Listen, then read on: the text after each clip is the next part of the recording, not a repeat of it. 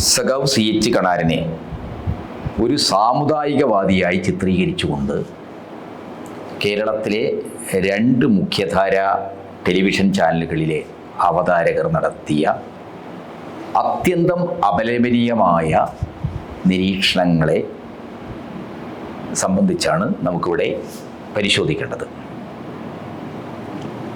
അതിലൊരാൾ C. ദാവൂദാണ്. Media വണ്ണിൻ്റെ managing എഡിറ്ററാണ് അദ്ദേഹം.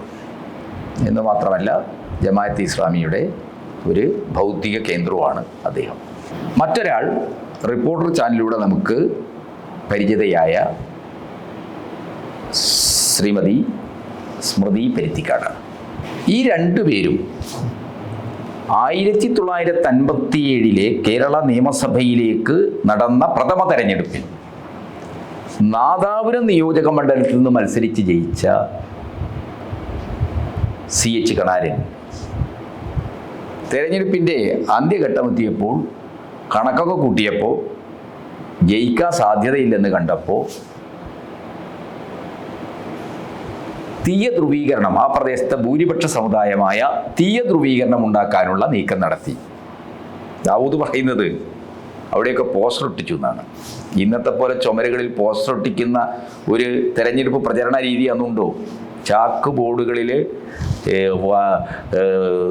ചുണ്ണാമ്പ് നൂറടിച്ച് അത് നീലം മുക്കിയൊക്കെ എഴുതുന്ന ബോർഡുകൾ ആ കാലത്ത്, കടലാസിൽ പോസ്റ്റർ എഴുതി ഒട്ടിക്കുന്ന ഒരു സംസ്കാരക്കാലത്തുണ്ട് എന്ന് എൻ്റെ അറിവിലില്ല.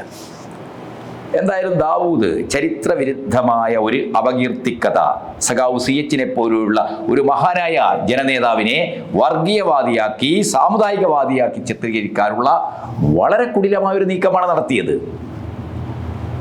തെരഞ്ഞെടുപ്പിൽ തോൽക്കുമെന്ന് വന്നപ്പോൾ നാദാപുരത്തെ ചുമരുകളിലൊക്കെ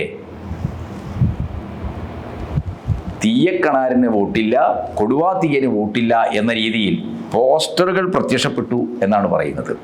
ദാവൂദ് നടത്തിയ ഈ ചരിത്രവിരുദ്ധമായ നീചമായ ഈ നിരീക്ഷണത്തെ അതേപടി ഏറ്റെടുക്കുകയാണ്, ഈച്ചക്കോപ്പി എന്നൊക്കെ പറയും, അതേപടി ഏറ്റെടുക്കുകയാണ് റിപ്പോർട്ടർ ചാനലിലെ മീറ്റ് ദ എഡിറ്റേഴ്സ് പരിപാടിയിൽ സ്മൃതി പരുത്തിക്കാട് ചെയ്തത്.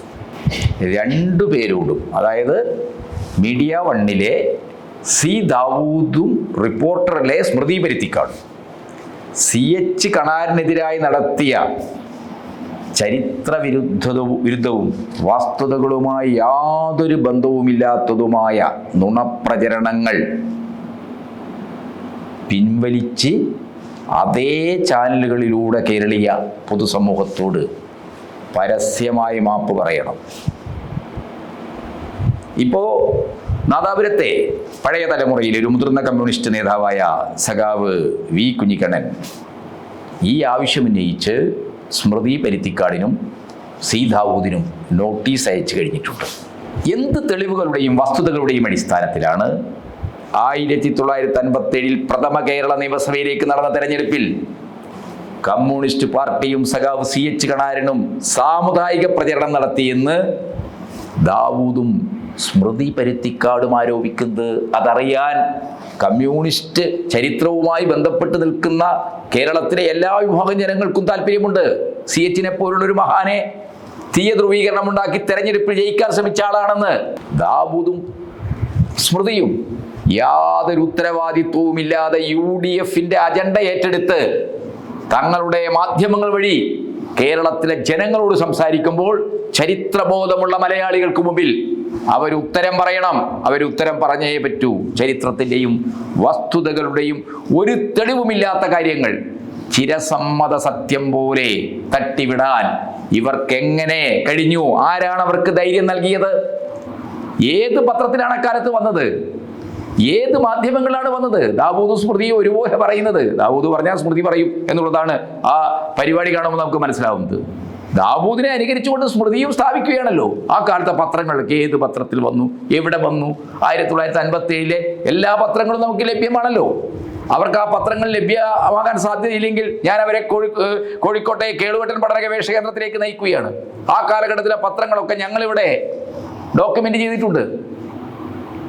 തങ്ങൾ എതിരാളികളായി കാണുന്നവർക്കെതിരെ എന്തും വിളിച്ചു പറയാ എന്നതാണോ ദാവൂദിനെ പോലുള്ള സ്മൃതിയെ പോലുള്ള സുഹൃത്തുക്കൾ മാധ്യമപ്രവർത്തകർ മനസ്സിലാക്കിയിരിക്കുന്ന മാധ്യമ ധാർമ്മികത എന്നത്?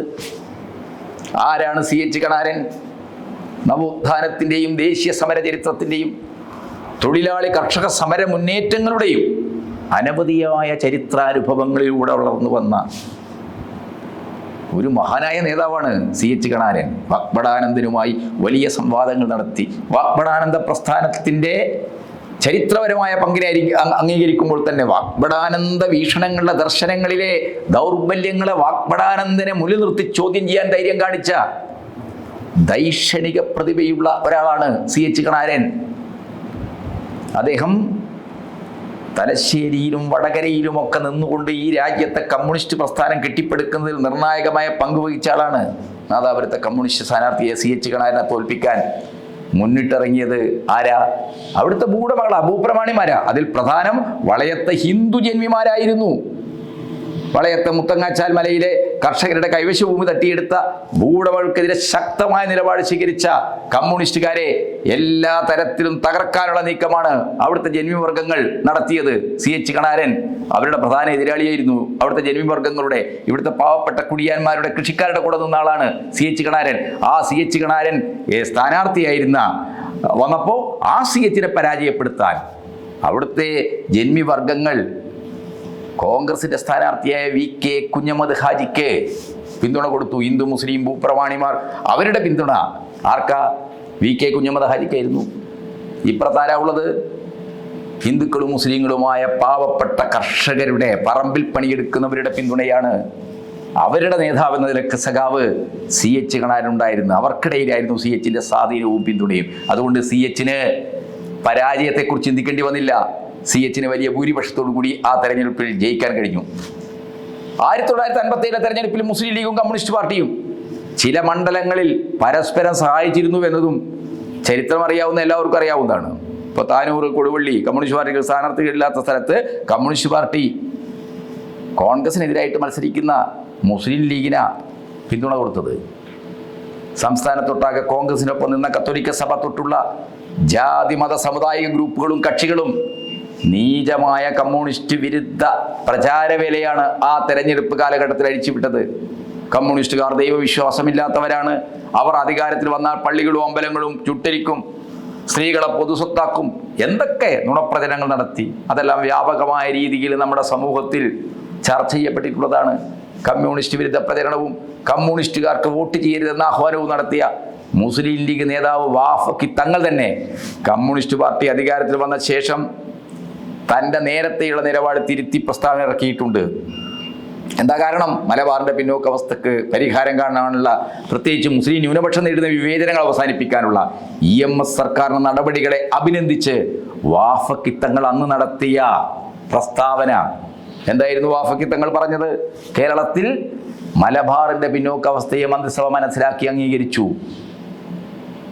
അങ്ങനെ അംഗീകരിച്ചതിൽ എനിക്ക് സന്തോഷമുണ്ട്. മലബാറിൻ്റെ അവികസിത പ്രദേശങ്ങളിൽ വികസന പദ്ധതികൾ ആരംഭിച്ചു കാണുന്നതിൽ ഞാൻ സന്തുഷ്ടനാണ്. അന്ന് കുറ്റ്യാടി ഇറിഗേഷൻ ഉൾപ്പെടെയുള്ള വിഷയങ്ങളാണ് അദ്ദേഹം ഉദാഹരണമായി പറഞ്ഞത്. വിദ്യാലയങ്ങളുടെ പ്രവേശന കാര്യത്തിലും മറ്റ് പിന്നോക്ക സമുദായക്കാർക്കൊപ്പം അവർക്ക് അപര്യാപ്തമെങ്കിലും പബ്ലിക് സർവീസിലെ പ്രാതിനിധ്യത്തിലും ഖണ്ഡിതമായ തോത് നിർണയിച്ചതിന് മുസ്ലിങ്ങൾക്ക് ഗവൺമെന്റിനോട് നന്ദിയുണ്ട് എന്നാണ് വാഫക്കി തങ്ങൾ പിന്നീട് കമ്മ്യൂണിസ്റ്റ് ഗവൺമെന്റിന്റെ നടപടികളിൽ സംതൃപ്തി രേഖപ്പെടുത്തിക്കൊണ്ട് പറഞ്ഞത്. EMSനെ നേരിൽ കണ്ട് അദ്ദേഹം അഭിനന്ദനം അറിയിച്ചു. ഇപ്പോഴത്തെ വിവാദങ്ങളുമായി ബന്ധപ്പെട്ട് കാര്യങ്ങൾ പരിശോധിക്കുമ്പോൾ വടകര UDF സ്ഥാനാർത്ഥിയുടെ സൈബർ വിങ് നടത്തിയ വർഗീയ വിദ്വേഷ പ്രചരണങ്ങൾ, ലൈംഗിക അധിക്ഷേപങ്ങൾ, ഇതെല്ലാം ഇപ്പോൾ എന്താണ്? എല്ലാവർക്കും അറിയാവുന്ന കാര്യമാണ്. 8ഓളം കേസുകൾ എടുത്തിട്ടുണ്ട്.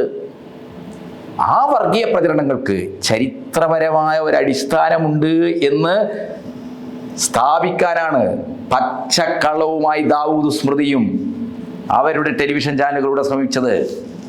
കമ്മ്യൂണിസ്റ്റ് പാർട്ടി എല്ലാ കാലത്തും സാമുദായിക ധ്രുവീകരണത്തിന് ശ്രമിച്ചിട്ടുണ്ട് എന്ന് വരുത്തി തീർക്കാനാണ് അവർ ശ്രമിച്ചത്. സംഘടിതമായ രാഷ്ട്രീയ താല്പര്യങ്ങൾക്ക് വേണ്ടി UDFന് വിടുവേല ചെയ്യുന്നതുപോലെ അവർ തങ്ങളുടെ ചാനൽ വഴി നടത്തിയ ഈ ദുഷ്പ്രചരണത്തിന്, ഈ അപവാദ പ്രചരണത്തിന് അവർ മാപ്പ് പറഞ്ഞേ പറ്റൂ.